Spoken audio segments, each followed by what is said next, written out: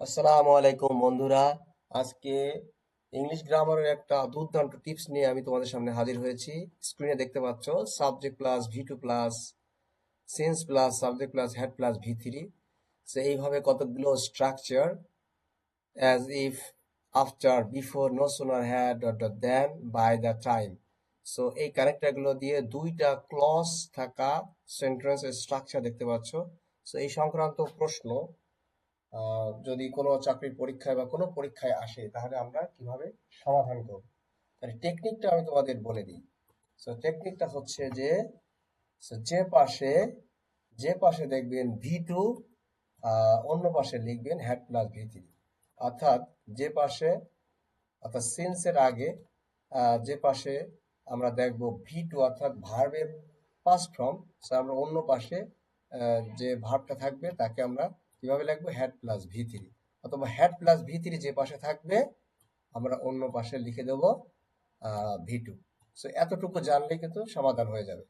ওকে, so আমরা এখন দেখি যে বিভিন্ন চাকরির পরীক্ষায় যে প্রশ্নগুলো আসছে সেই প্রশ্নগুলো আমরা এই টেকনিক দিয়ে সমাধান করতে পারি কিনা। সো দেখুন, আহ, প্রথম প্রশ্ন, many years first since I dash him last, 13তম বিসিএস পরীক্ষা আসছে। সো এখানে দেখো এই সিন্সের আগের অংশে পাস্ট আছে অর্থাৎ ভি টু আছে, তাহলে আমাকে এই পরের অংশ হ্যাড প্লাস ভি থ্রি এভাবে হতে হবে। সো এখানে দেখো অপশন সি তেই শুধুমাত্র হ্যাড প্লাস ভার্বের ভি থ্রি আছে। সো এটাই হবে উত্তর। এইভাবে দেখো 2 নম্বর প্রশ্ন, it was many years since I dash her. So এখানে এখানে কি হবে, সো এখানে দেখো ওয়াজ আছে অর্থাৎ ভি টু আছে, তাহলে এখানে had plus V three. So option ফোরে বা ডিতে আছে হ্যাড প্লাস ভি থ্রি অর্থাৎ এখানে মেট আছে, সো আমরা এখানে লিখবো হ্যাড মেট। এরপরে 3 নম্বর প্রশ্ন, he spoke as if he dash everything. So দেখো এখানে স্পোক, স্পিক থেকে স্পোক অর্থাৎ ভি টু আছে, তাহলে এখানে আমাকে লিখতে হবে হচ্ছে had plus V three. So option সিতে আমরা দেখতে পাচ্ছি had plus known, had known. So উত্তর হবে হচ্ছে হ্যাড নোন। সো এইভাবে দেখো he she proceeded as though I dash.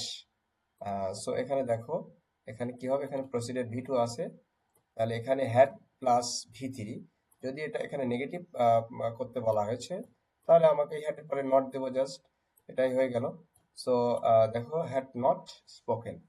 So এইভাবে আমরা অন্য সব প্রশ্নের সমাধান করতে পারি। সো আমি স্ক্রল করে যাচ্ছি, তোমরা জাস্ট দেখে নাও যে কিভাবে আমরা এই প্রশ্নগুলো সমাধান করি।